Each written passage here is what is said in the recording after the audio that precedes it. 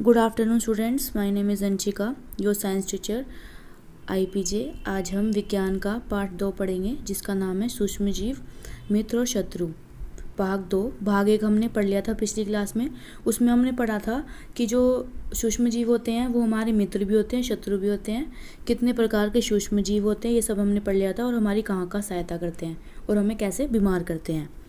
तो एक बार हम नोट पढ़ लेते हैं कि सूक्ष्म जीव किन किन तरह के होते हैं, कौन कौन सी प्रकार के होते हैं। तो पहला है जीवाणु यानी बैक्टीरिया।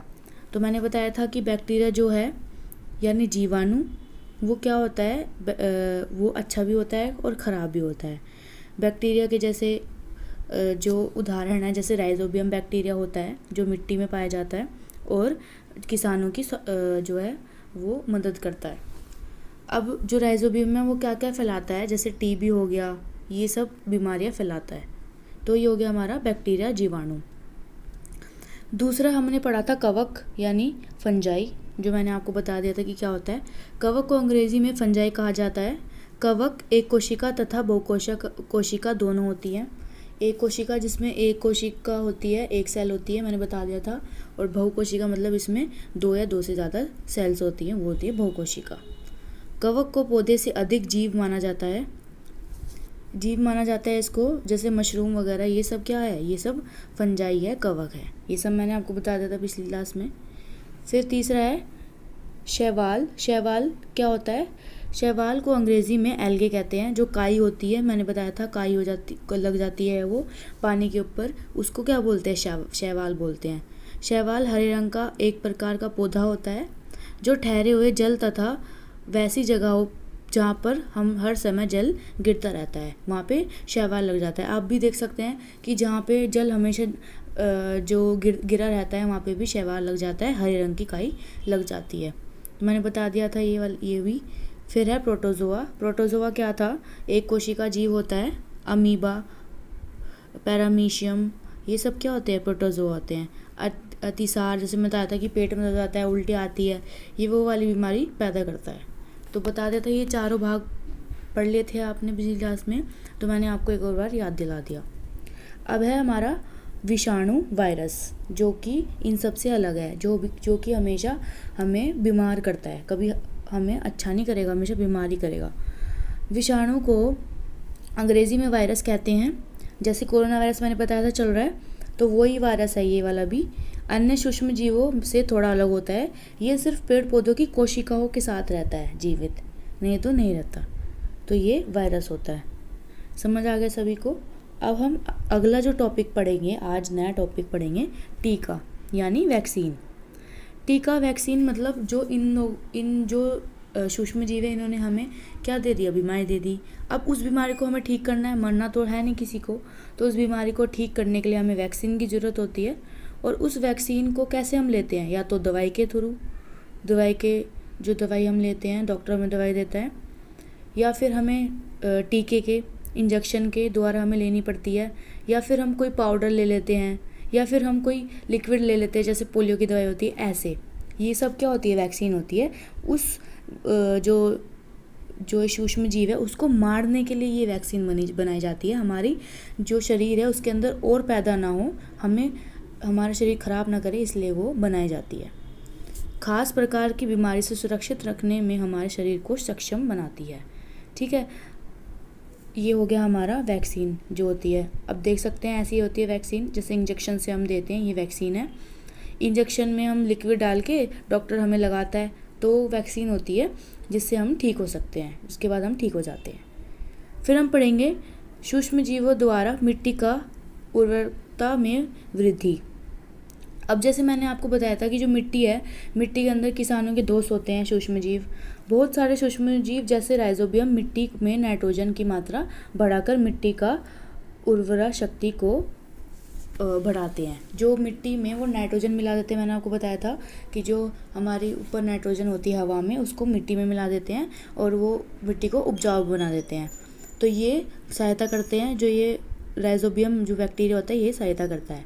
ये सहायक जो हैं वो वाले सूक्ष्म जीव हैं। जो जैसे आप इसमें देख सकते हैं कि जो नाइट्रोजन है वो हवा में से जो राइजोबियम बैक्टीरिया है वो मिट्टी में डाल रहा है, तो ये होता है नाइट्रोजन फिक्सेशन कहते हैं इसको इंग्लिश में, और ये होता है नाइट्रोजन को मिट्टी में मिलाना और किसानों की सहायता करनी।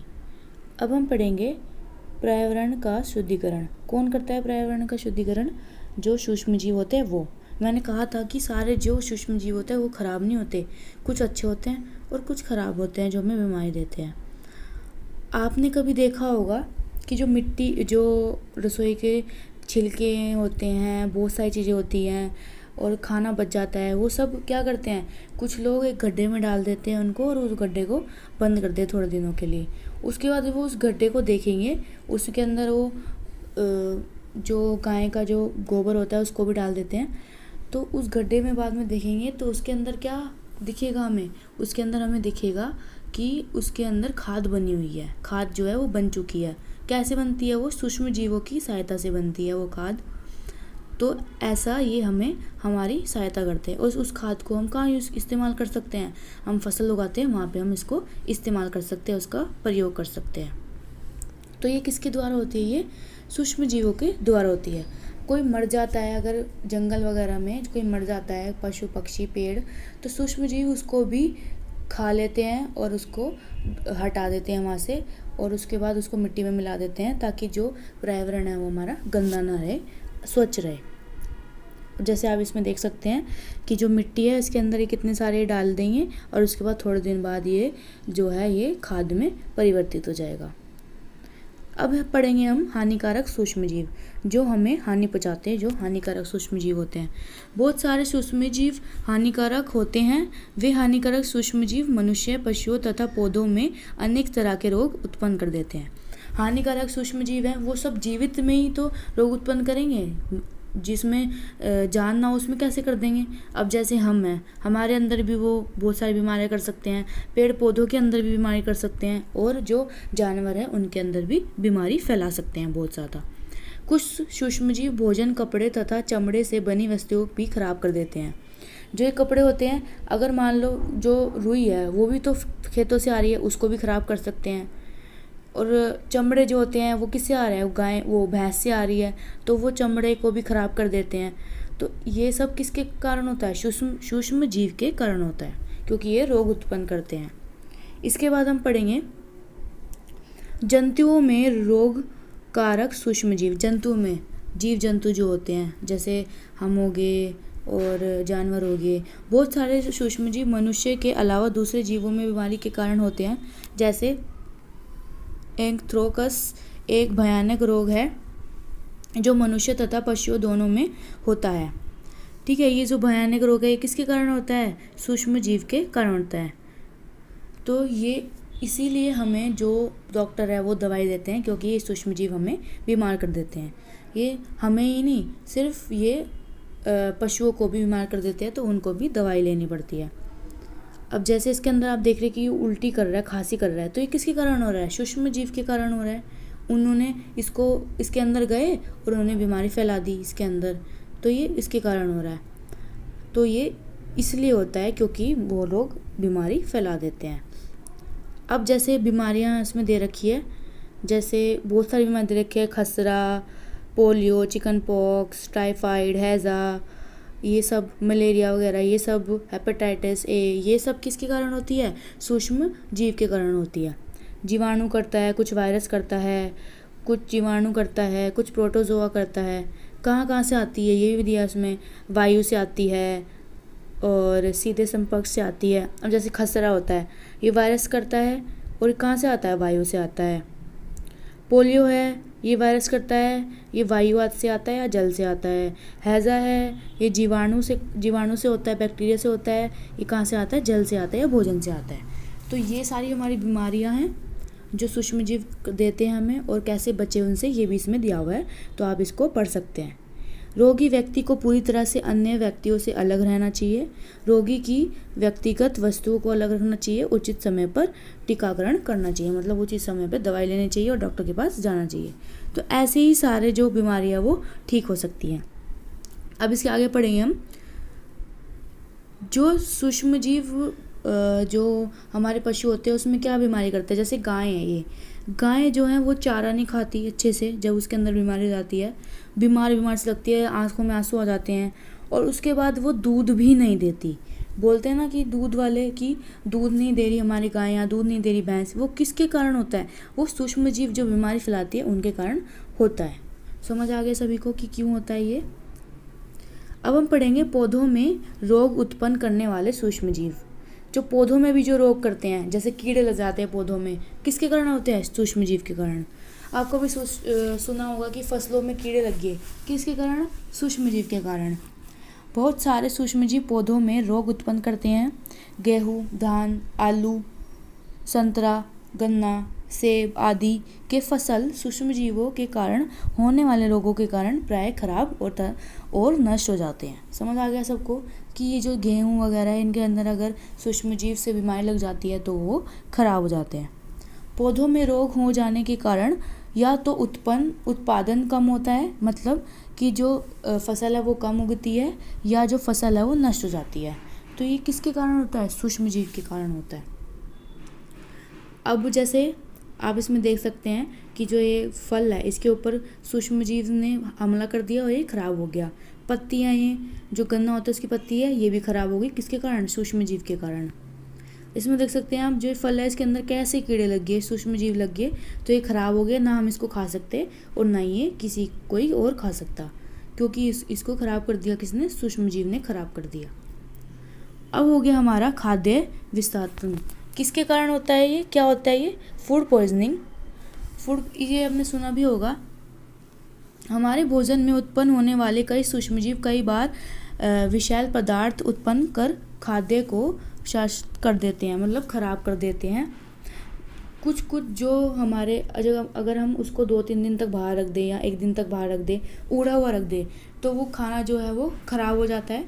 किसके कारण? सूक्ष्मजीव के कारण। उसके अंदर सूक्ष्मजीव आ जाते हैं और जो अच्छे सूक्ष्मजीव है वो भी उसको खराब कर देते हैं। किसके कारण? सूक्ष्मजीव खाने को खराब कर देते हैं और उसके अंदर बीमारियां आ जाती है।